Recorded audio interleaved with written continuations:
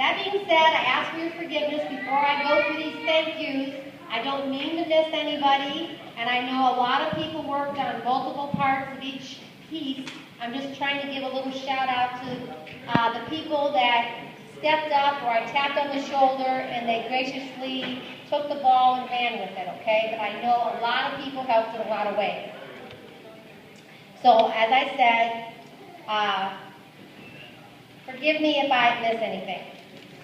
And we've all heard the phrase that it takes a village. And it took a village to care for my dad in the way he deserved. And these past 2 years, the Xanet children were a pretty amazing village. And I just want to share a little bit of our journey with you. Growing up, we had kind of 3 families. You had the first 3, Mickey, Michael, Billy. Then you had the middle 5, starting with Andy, Mark, then of course the 3 little girls who you saw dressed in their dresses today, Kitty, Karen, Ellen. And then you had the last 5, my 5, Chris, Peggy, Bridgie, Johnny, and Pete. So lately, the past decade or so, we've had 2 loose family divisions, the in-towners and the out-of-towners. And we all cared for Dad. It was united effort. And Mark, Lisa, and Chase were recently changing sides and switching from the outers to the inners, and just out of love for Dad. And we were graciously accepting new recruits.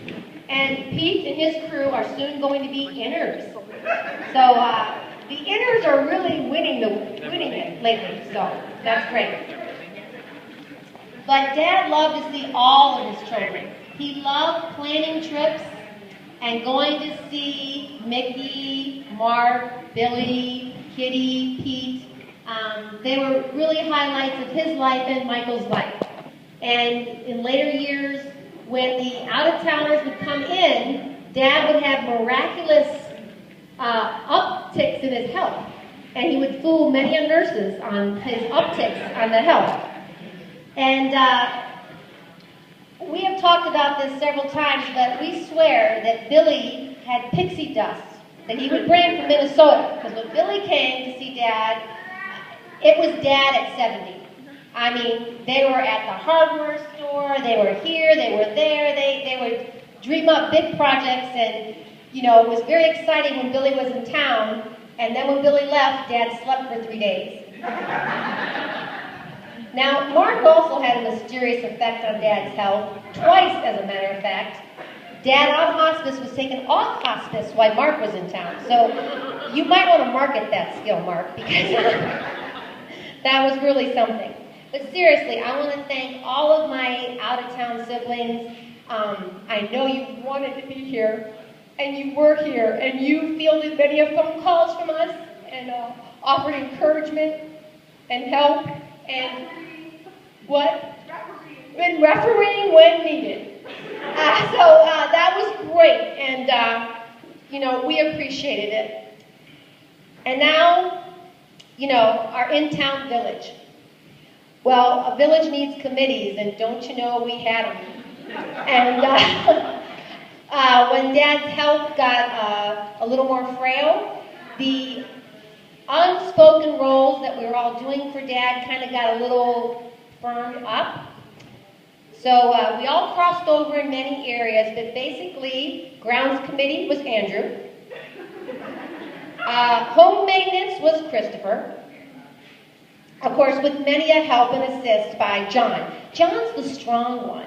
So John's like, hey, we can pull up carpet, no problem. Hey, we can do this, no problem. And of course, Andy and Chris are like, really, John? Really? But yeah, they did it. Like I said, everybody worked in a lot of ways. I'm just trying to acknowledge a few of the heads of the committees. The nursing committee. Wisely, we put our 3 nurses on the nursing committee. And Karen, Ellen, and Peggy did a great job. And I've said it once, and I'll say it 3 times. It sure is nice to have a nurse in the family. And Johnny stepped up in a big way. He moved in with Dad. took great care of them, great fellowship, and of course he couldn't have done this without the love and support of his wife Sue, so that was great. And like I said, Mark and Lisa and Chase were stepping up next, and when I would tell people what my brothers were doing, they were just blown away. They're like, who does this? You know, and I said, well, because they have a family. You know, and for 2 years, ever since Mike went back to school, we didn't want Dad to be alone. We had Dad Days. And in the early stages of Dad Days meant all day. You picked Dad up for breakfast. You had lunch. You had errands. You might have to go to Hartville. You might have to go to a soccer game. Whatever Dad wanted, you drove him there and you did it. And your Dad Day was pretty long because Dad had a lot of energy in those first days.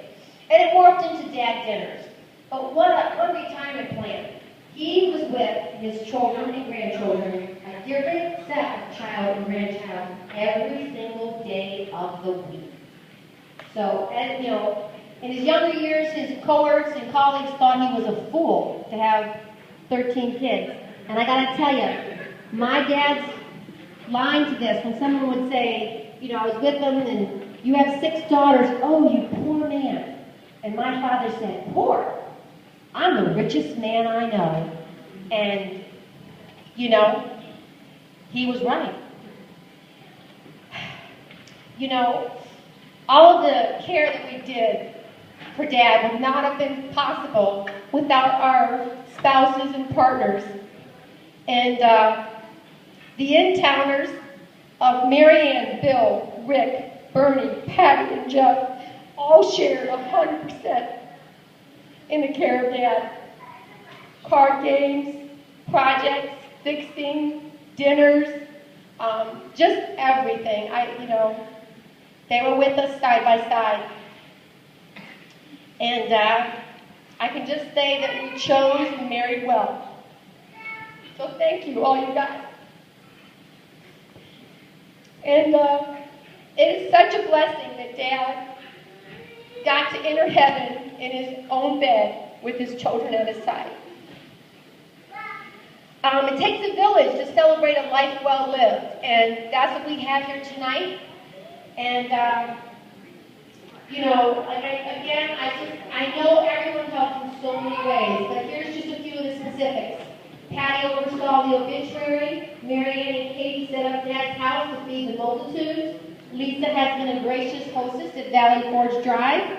Brother Chris did a great job speaking about Dad at church with an assist from Big Sister Mickey. Ellie, with help from Rick, has done a great job organizing and feeding us. Karen put on Mike's hat and got us all photographed. And I like your hat very much, sis. Johnny organized everything for the Mass and, you know, handled all the coordination of all of that for us once again. And he got a little help from Kitty.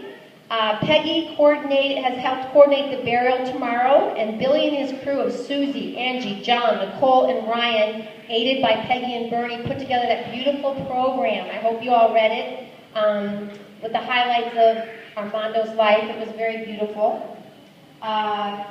Emily made wonderful display boards that we're all enjoying with the help of Megan. Jordan channeled Uncle Mike and made a delicious meal for all of us.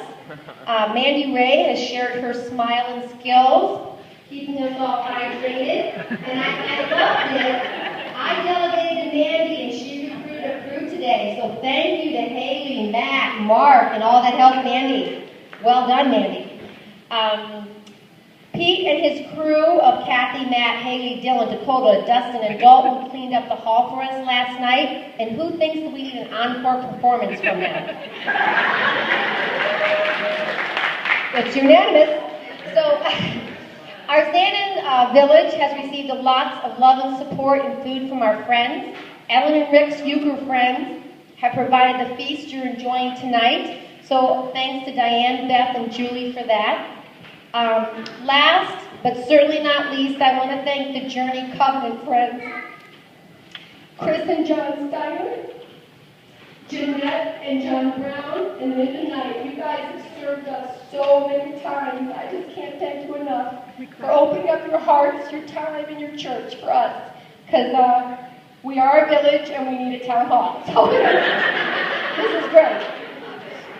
All right, so we're here to celebrate Armando Zanin. And for those of you who wonder why we never say a middle name, he didn't have one. So we have some people who are traveling, so I'd like them to come first. And, let's just, I know we all want to hear what people have to say, so we'll try to keep a little low for a while. So why don't we go ahead, and I think Prue and Teresa have to hit the road pretty soon, so let's just get started.